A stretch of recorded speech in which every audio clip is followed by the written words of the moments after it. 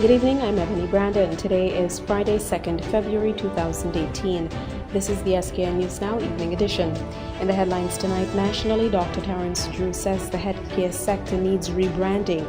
Internationally, UNICEF is using drones to fight cholera in Malawi. And in sport, Andre Russell has returned to professional cricket after a year-long ban. We have the details of these stories, the weather and Carib update straight ahead in tonight's edition of SKN News Now.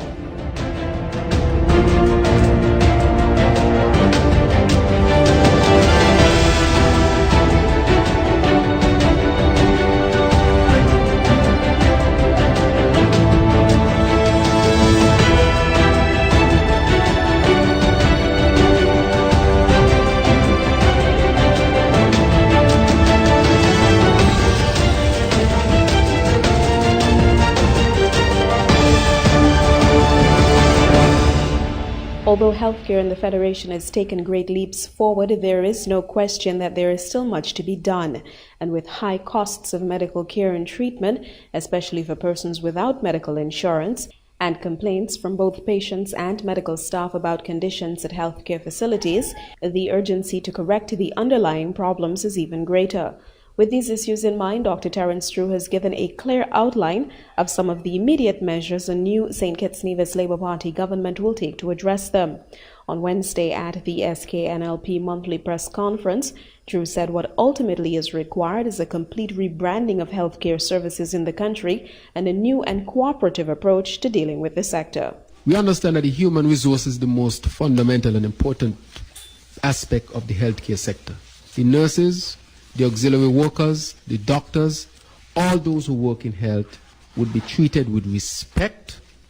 They will be treated as a worker who is valued. That is the first thing. And I think in doing that, morale would improve significantly. Secondly, there will be no MRI machine in St. Kitts that is shared between primates, or what we call monkeys, and human beings. That will be totally eliminated. 3, no single family in St. Kitts will use our healthcare system as a for-profit organization. And most importantly, healthcare delivery to those who access our institutions of health would be of good and stable quality. And I want the population to understand that those are the things we are working on. And let me also mention that we will rebrand, we will reformat, we will significantly improve our primary healthcare system, which will be the backbone of the new healthcare sector under the St. Kitts Nevis Labour Party. In similar vein, the government has acknowledged that more has to be done to ensure that the cost of dialysis, and specifically hemodialysis, is brought within reach of the majority of persons living in St. Kitts and Nevis with kidney failure.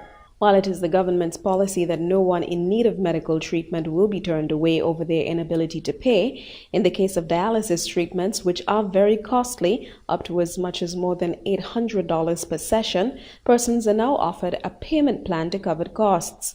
On Thursday, however, Junior Minister of Health Wendy Phipps explained rather bluntly, while the best that can be done at the moment is a payment plan arrangement, emphasis needs to be placed on the prevention of kidney disease. So we are trying our best with the system as it is, but we at least have to try to recover the operational cost for it. I understand the plight of persons who are suffering from kidney disease, but where we are right now in terms of the pricing, until we have some buffer created by insurance coverage, as you so rightly mentioned, we can do no better at the moment other than the payment plan arrangement. But that being said, what I would like to go out as the message from the Ministry of Health and the Cabinet is that what we want is prevention. We want people to have healthier lifestyles so that they do not end up becoming a statistic that would require dependency on peritoneal or worse than that, hemodialysis. And it is for that reason why in 2018 the budget of the ministry had been augmented to cover a build-up, an accelerated build-up in terms of community-based health service response as it relates to treating persons with NCDs at the community level.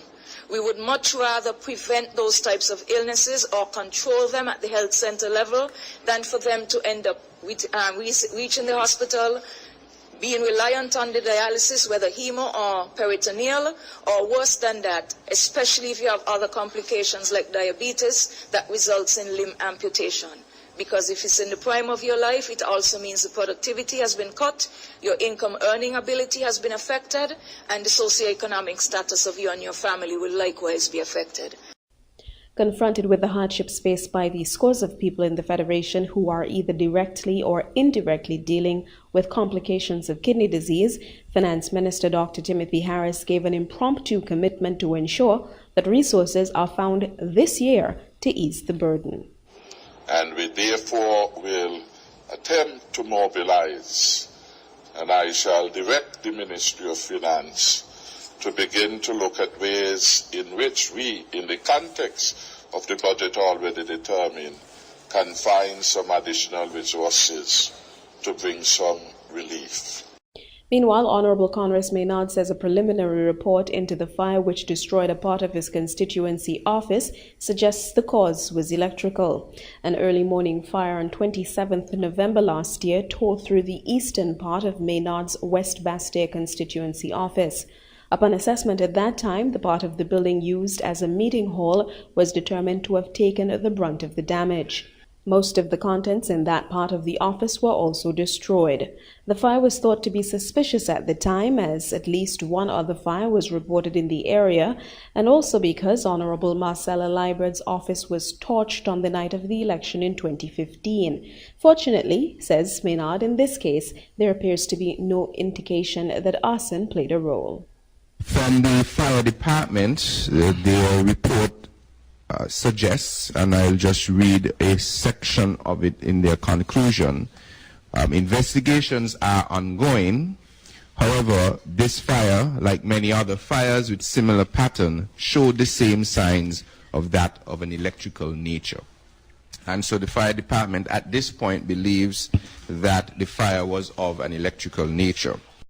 Back in November last year, Maynard indicated that the building was fully insured and that repairs would begin once a full assessment of the damages had taken place. He also provided an update this week on the status of renovation efforts.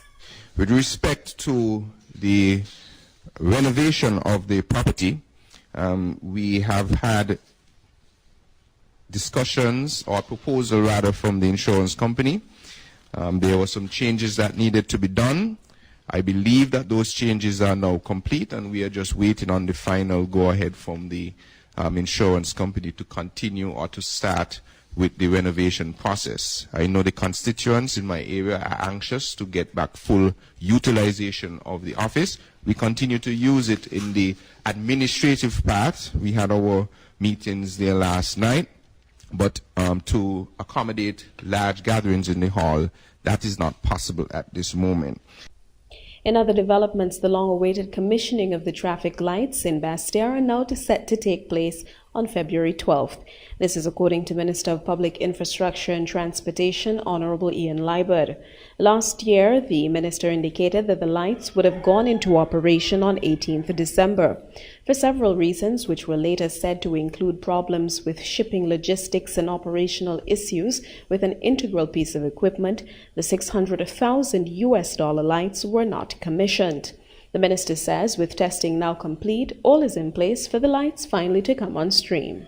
The traffic lights have already been tested. They are fully operational as we speak. It is anticipated that the energizing of these lights will be done. We anticipate that, God's willing, the Prime Minister would quote-unquote flick the switch on Monday the 12th of this month. We had to postpone the earlier scheduled date due to his travel or pending travel overseas. The markings will be completed, so the lights are ready to go. And of course, the regulations that are pertinent to ensuring the lights are the traffic users and pedestrians conform to the new safety standards are in place, or rather would be gazetted, I am assured, by the Attorney General's office sometime during the course of next week. So the lights will be energized, as I said, on the 12th of February. And finally, this evening, head of the St. Kitts and Nevis Coast Guard Unit, Major Anthony Comrie, will take command of the St. Kitts Nevis Defence Force, SKNDF, next month. Comrie's promotion will become effective on March 1st. Lieutenant Colonel Patrick Wallace will enter retirement at the end of this month. Major Comrie was also highly recommended to the SKNDF's top position by Lieutenant Colonel Wallace, a recommendation which was accepted by the St. Kitts and Nevis Defence Board. Major Comrie has led the men and women at the Coast Guard unit since May 2010. He has a master's degree from the Dwight D. Eisenhower School for National Security and Resource Strategy in Washington, D.C. In his 30 years of service, Major Comrie has also successfully completed courses at security-related training institutions, including the Canadian Coast Guard College, the John F. Kennedy Special Warfare Center and School, the United States Coast Guard Training Center, and the Britannia Royal Naval College. The incoming commander also has experience in the fields of counterterrorism and law enforcement. Major Comrie has since said that he is pleased that he was chosen to be the next commander of the SKNDF, and added that he is looking forward to bringing new ideas and strategies to the organization.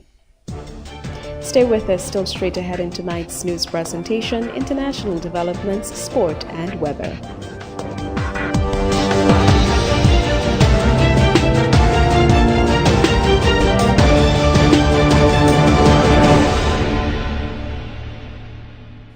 Several African countries are dealing with cholera outbreaks, including Zambia and the Democratic Republic of Congo. In Malawi, cholera has killed at least 4 people since November and sickened more than 200. The United Nations Children's Fund is trying out a new high-tech approach to better target response efforts, making use of a humanitarian drone corridor established in Malawi last year. Lamek Masina reports. The drone heads out. Its mission is to take images of cholera-prone high-density areas in Malawi's capital. The images become maps given to communities to formulate action plans to prevent further spread of the disease. Before this new technology, UNICEF used chalkboards to map out affected areas. But it doesn't necessarily give the same kind of contact that people have when they see something printed out like this, and they can say, oh, that's the marketplace. Oh, and look at that rubbish, all the rubbish that's there, so they can relate to it better. Malawi continues to register new cases of cholera. It is an infectious disease that causes severe diarrhea and can kill within hours if not treated. Cholera spreads via contaminated food and water. The Malawi government has so far put 16 of its 28 districts on a cholera alert. The aerial photographic images reveal sanitation problems. We have noted that there is open defecation in the different areas, and also there is an improved latrines in many of the areas, and the unprotected water. UNICEF says the lessons learned during this experimental drone exercise won't be restricted to Malawi. I mean, Malawi is very fortunate that it has been the place where this new experimental drone technology has worked out, and the drone corridor has been very important. And that's another reason why I believe it will last in Malawi. But indeed, it's going to be used in other countries as well. What's being learned here will be able to be applied in other countries as well. Meanwhile, public sensitization campaign on cholera prevention continue, and as is common, business is mixed with pleasure.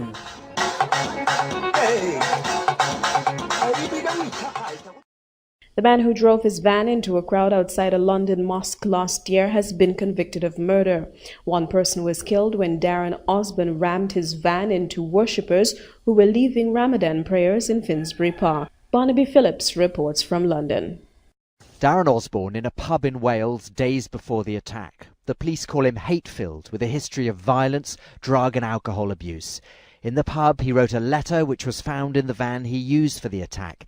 A letter so full of hatred for Muslims, say the police, that it's too offensive to release. He rents the van to drive to London, police say to find Muslim targets. He says he wanted to kill opposition Labour leader Jeremy Corbyn. He drove all over London, arriving at the Muslim Welfare House in Finsbury Park after midnight, where people were leaving after Ramadan prayers. And one man, Makram Ali, happened to fall ill on the street. CCTV footage shows the van moments before it drove into the crowd on the left of the screen. Darren Osborne drove down this road, the Seven Sisters Road, and into this little cul-de-sac where a crowd of people were trying to help Makram Ali, who by coincidence had fallen ill just a few moments before. He ploughed into the crowd. As he got out of his van, eyewitnesses in court said that he was smiling. The local imam protected him from the crowd until the police arrived moments later. The police say that this was an attack on all Londoners. No one, hey, no one! The police have released a call from someone who asks for help for Makram Ali. Is he conscious? He's not conscious, but he's breathing. Then we hear the attack. Hello? Hello, mate. Someone just come with a big van and run over a whole lot of people. The police told me Darren Osborne acted alone, but right-wing extremism is a growing threat in Britain. We have arrested more individuals than we've ever done in relation to domestic extremism related activity. We've seen 3 groups prescribed by the government. The government has also appointed a new extremist commissioner, which is welcome, and we are pushing more people through our Prevent and Channel programme relevant to, again, this category of people. This diverse community has suffered. I spoke to the imam who protected Darren Osborne from the angry crowd. There are lasting scars and wounds on those immediately affected.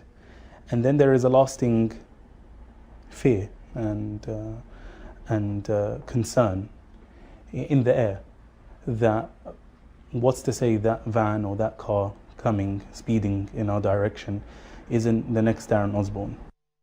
The troubled individual who turned into a politically motivated killer. And still to come in this evening's news presentation, sport, the weather and Carib update.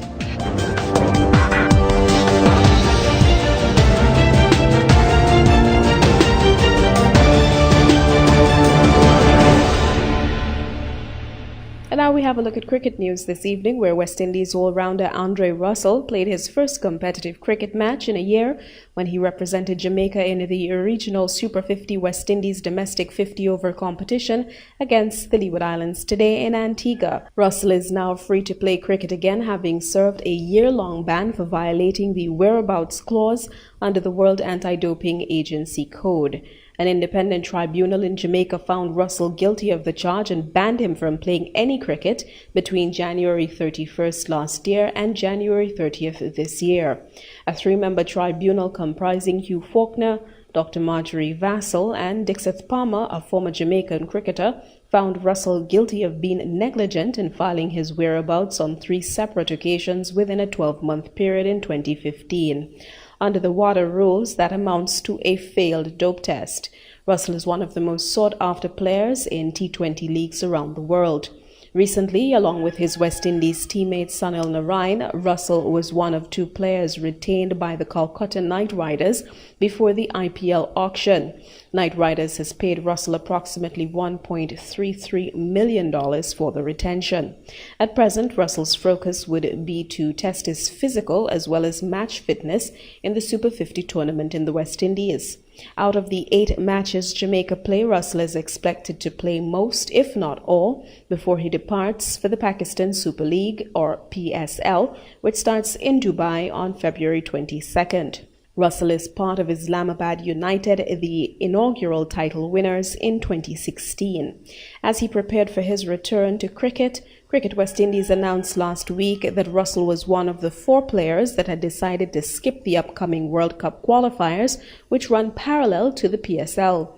The Cricket West Indies media release quoted Courtney Brown, chairman of selectors, saying Russell, along with the Trinidad and Tobago trio of Narine, Darren Bravo and Kieran Pollard, had opted to play in the PSL instead of the qualifiers. After the PSL, Russell will head to India for the IPL. He's then likely to be a part of the West Indies squad to face England for one-day matches. Based on his performances, the selectors are likely to consider him for selection for the home ODI series against Bangladesh this summer. And with that, we now have a look at this evening's weather forecast. Over St. Kitts and Nevis tonight, we can expect fair to partly cloudy conditions with a moderate chance for some brief passing showers. Seas are moderate to locally rough with swells of 1.5 to 2.1 meters or 5 to 7 feet. Small craft operators and sea bathers should continue to exercise caution.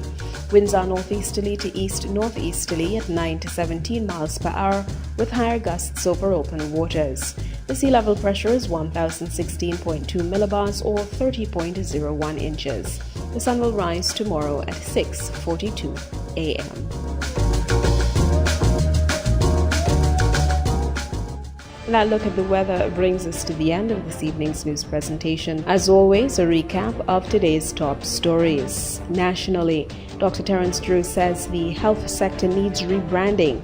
Internationally, UNICEF is using drones to fight cholera in Malawi.